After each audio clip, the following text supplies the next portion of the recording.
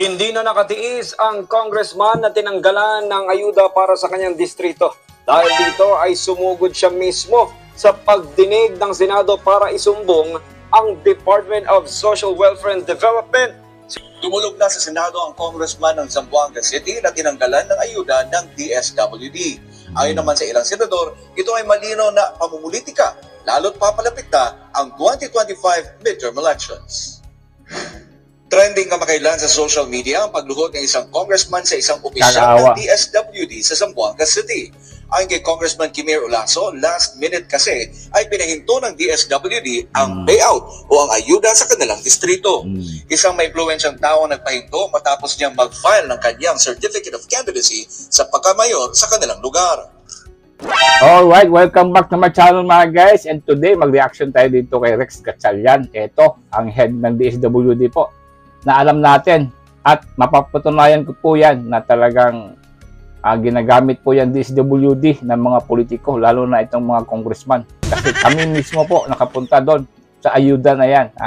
Pinaiwan yung cellphone namin, pagpasok namin sa loob, pinafill up kami ng form. Yung form po nakalagay doon kung ano ang trabaho mo, kung ano ang dapat nakita mo lang para ikaw ma-accredited. Ngayon, sila mismo ang nag-command sa amin nga ito ang ilagay nyo. Kailangan wala kayong trabaho, ilagay nyo, vendor lang kayo o whatever. Basta yung income nyo, hindi lalagpas sa 6,000. So, kailangan baba lang dito sa 5,000, 3,000, ganyan. So, sila ang nagtuturo sa amin mga guys, doon sa briefing ng ayuda na yan. Tinuruan kami na kailangan mababa. O, pwede ilagay, vendor lang yung trabaho, tapos 3,000 lang kita, blah, blah, blah. At saka isubmit na lang ngayon yan sa DSWD. Diba? Oo. So, doon po mismo mga guys, nakita ko na talagang ginagamit po ng mga politiko. Kasi, pagkatapos po na fill up namin, may briefing po yung mga politiko at saka itong congressman namin dito sa distrito namin. Sumulpot po itong kagawad sa isang barangay namin na alam namin na kupal po na kagawad. At pinopromote po niya yung isang partido nila, yung partido nila na natalo nung nakaraang eleksyon. Tingnan nyo gano'ng kakupal. Tapos doon mga guys, nag-briefing siya. Kami, nakita niya kami, alam niya na hindi kami bumoto sa kanya kasi kupal siya Kinabukasan, nawala yung application namin sa pamilya namin sa ano na yan, ayuda na yan. Kinuha po, hindi po kami binigyan. Nag-payout po sila. Hindi kami sinali. O, di ba? Kasi alam nila hindi ka partido. So, yun, klarong-klaro po na talagang ginagamit ito. Sinungaling itong si Rex sinungaling. Totoo po yan. Yung itong sa Zamboangang congressman na lumuluhod na. Nakakaawa. Lumuluhod na dito sa DSWD. Bakit hinold yung 1,500 na beneficiary? Kasi kailangan pa daw i-clear the putang inang Rex na yan. Klarong-klaro po na hinold nila kasi tumakbo at saka kontrapartido. O, di ba? So mga guys, huwag kayong maniwala. Totoo po itong sinasabi ni Bongo na talagang ginagamit po nito tambalos-los itong DSWD. Kasi kami mismo naka-experience yan dito sa aming probinsya. Alright, tungayan natin tong report mga guys, tsaka tayo mag-react. Okay, let's go. We were already scheduled, ma'am. Yung payout namin scheduled on the 12th, on the 11th.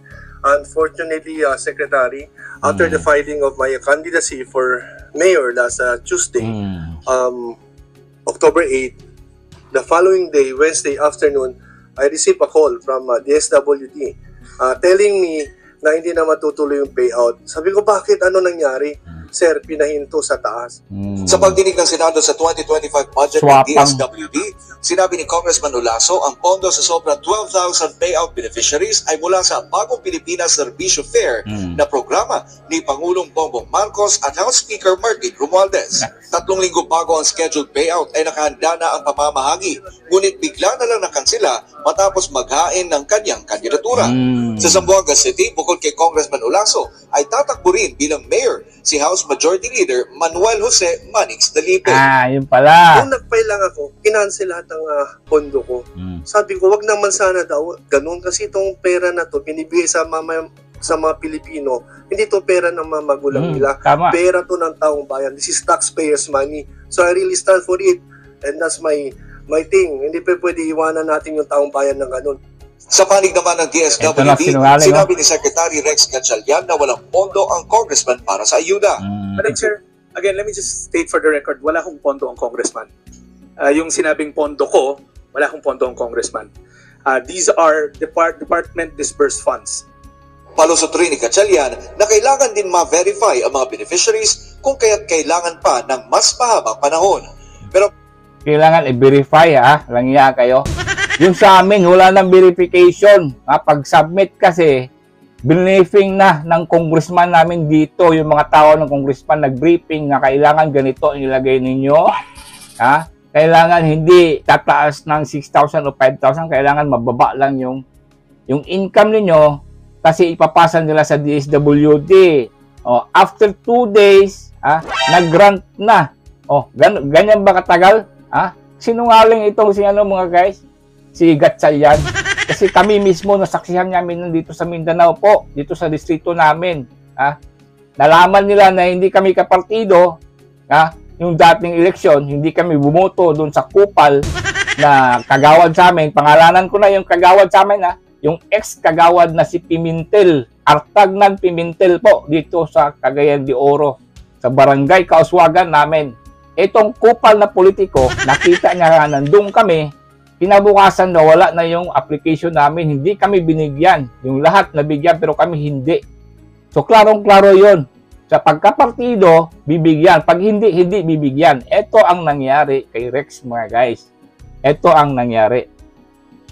para kay Senador Bongo, tila namimili ang DSWD ng Totoo binibigyan yan. nila ng Totoo ayuda. po yan. Kung qualified naman po sana, ang pakiusap ko naman sana, Secretary Rex, ay maging fair lang po tayo. Sinabi niyo na po na hindi po kayo magiging selective dito sa Hindi selective. pag-identify ng beneficiaries. Bakit po na hindi natuloy po ito at na-hold nga, ika nga. I am sure hindi lang po ito nangyayari sa Zamboanga, mas marami pa po lugar.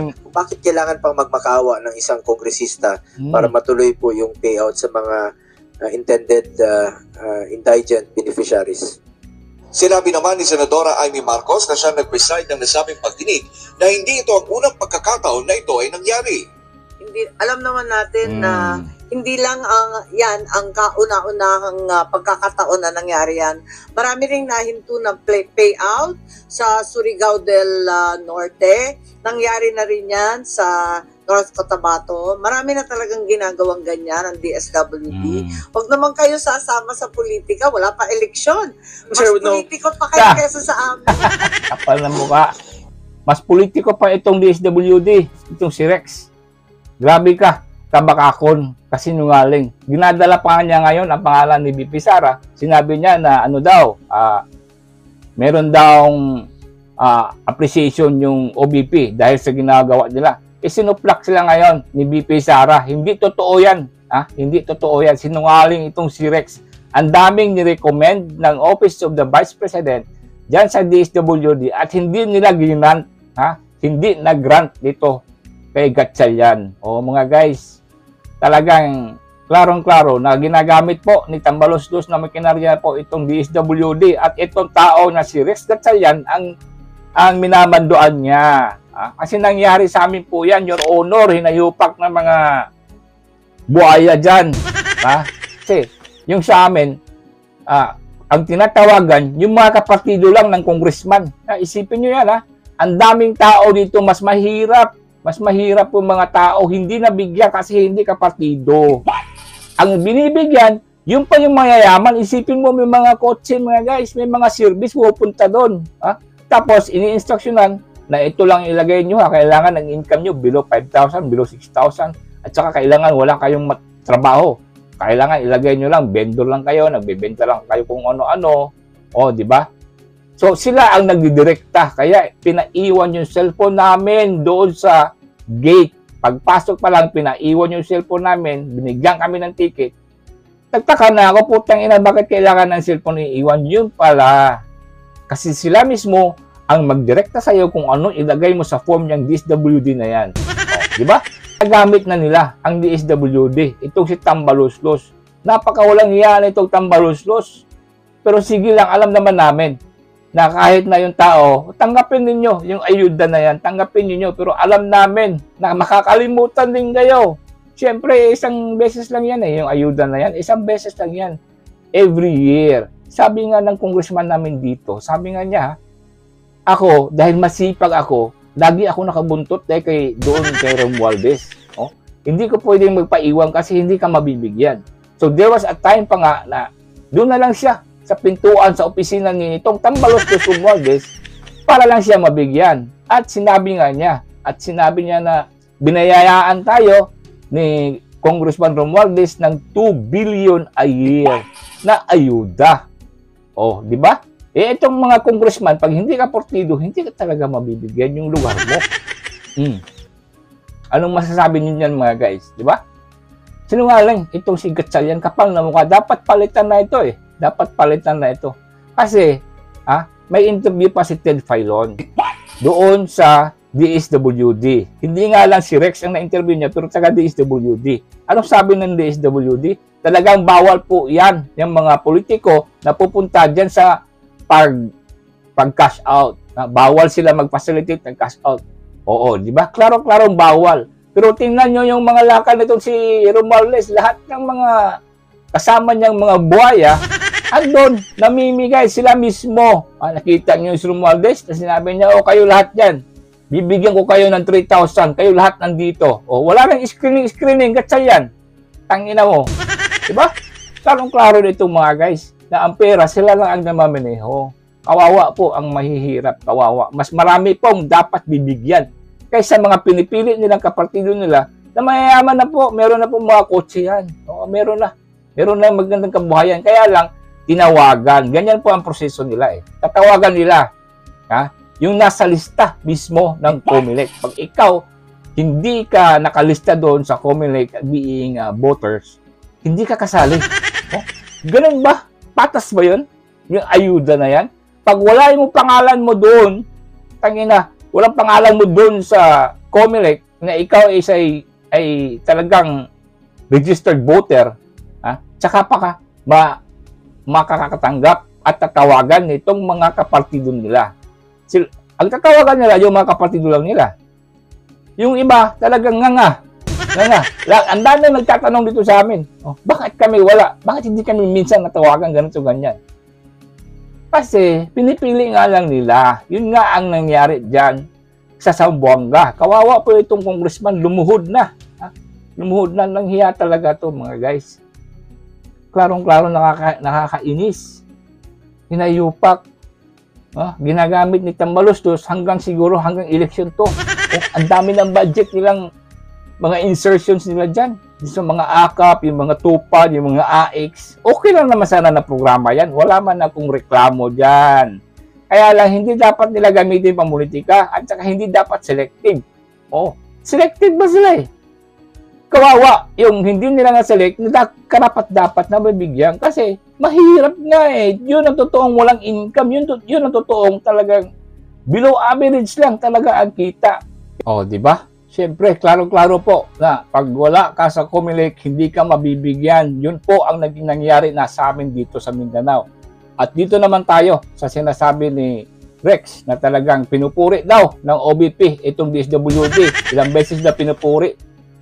Pinupuri. Eto, pakinggan mo ito Rex. Alam namin na nagsisinungaling ka.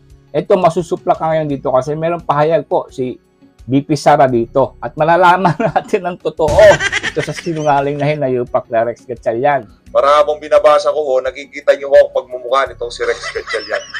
Ito ang sagot nitong Office of the Vice President kaugnay doon sa sinasabi nitong si Rex Gatchalian na kung saan lahat daw ng rini-refer ng OVP dyan sa DSWD ina-accommodate daw ng ahensya. Ito ang sagot ni Vice President Sara Duterte. Statement on the comment of DSWD Secretary Rex Gatchalian.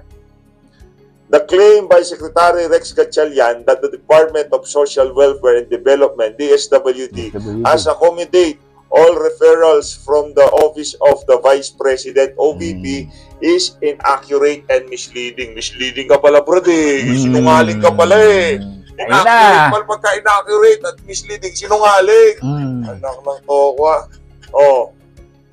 While such statement may paint a picture of seamless coordination between our two offices, the reality on the ground tell us a different story. Ito na ho yung story, ha? There had been several instances when OVP referrals were declined.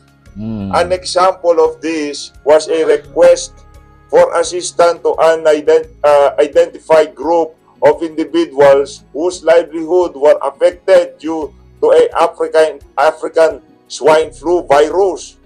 The request was denied because the DSWD claimed that they cannot do mass payout, and yet they are able to do it in other areas together with other politicians. Yun na nga sinasabi natin, di ba? Pag si Tamba, kahit 1 billion pa, naku po, mabilis pa sa alas 4 yung DSWD. Talagang nakakapag-payout sila.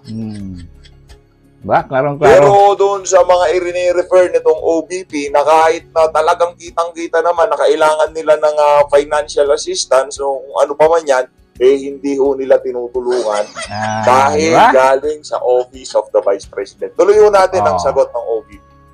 Moreover, there are clear evidence from various OVP satellite offices that some clients referred by the OVP have been left unattended by various regional offices of DSWD. Naku po, pati ba naman, alam na, naiintindihan na natin yung order ng galing kay Gatchalian pababa doon sa mga satellite offices ng DSWD, na kung saan meron din kasi satellite offices ng OVP eh.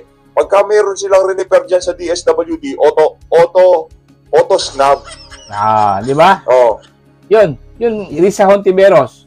Kinuhanan niyo ang budget ng BP kasi sinasabi nyo, pwedeng humingi sa mga ahensya katulad nitong DSWD. O anong nangyari? Inisnab nitong sinungaling na si Gatchalian. Doon, yun ang nagdadrama-drama ito si Gatchalian doon sa Senado kahapon, mga guys. Nakita niyo yun? Talagang binibida niya na talagang na-appreciate daw ng Office of the Vice President yung mga gawa nila. O eto na, klaro-klaro, sinungaling! Langya. O nakakainis kasi, marami kasi dapat ang matulungan yung talagang totoong dapat na matulungan kasi walang mga income, walang halos mga kabuhayan itong mga tao na to. Pero hindi ma-accredit kasi walang pangalan doon sa Comelec, hindi rehistrado. At saka hindi kapartido.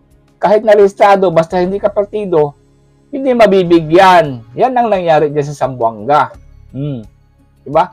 Hinayupak. Bakit wala kayong imik, Mr. President? Bakit ito lang si Bongo lang ang talagang umabakbak dito sa DSWD? Ikaw, Tulpo, nasan ka na, Mr. Tulpo? Ito yung number 1 ninyo mga guys, si Tulpo. Bakit tahimik itong pinaputang ina nito? Kasi siya mismo bubuntot doon kay Tambaloslos, lalo na pag magbigay ng mga ayuda-ayuda. Nakikita niyo yun? Parang nasa, nasa puwet ni Tambaloslos itong si Tulpo. Ito number 1 ninyo, mga loyalista, si Tulpo, tahimik, ang hinayupak. Di ba? So mga guys, talagang babantayan natin to. Kasi, pera to ng taong bayan eh. Sila lang ang magdi-decide. Dapat lahat mabigyan. Kasi ang laking pera niyan. Ang laking pera. Itong mga insertions nila. Kawawa talaga yung taga Zamboanga na 1.5 na hindi nabigyan. Na lumuluhod pa, tangina. Kainis talagang tingnan na lumuluhod isang congressman dito sa DSWD. Dapat imbestigahan tong DSWD. Dapat busisiin to. Ay, nako. Alright mga guys, hanggang dito lang tayo, no? Pasensya po, medyo mainit tayo sa komentary ngayon kasi alam ko po na talagang totoo po yan na ginagamit po na pamulitika itong DSWD. Kasi we've been there, we've seen it, we've experienced it. At dahil kami ay hindi kapartido nung itong kagawad namin na itong kupal na kagawad na si Pimentel, Naaawa ako sa mga kasama ko kasi nakaabang doon sa payout at hindi binigyan ng iya. Parang klaro, mga buhaya. Alright mga guys, thank you for watching again. Don't forget to subscribe.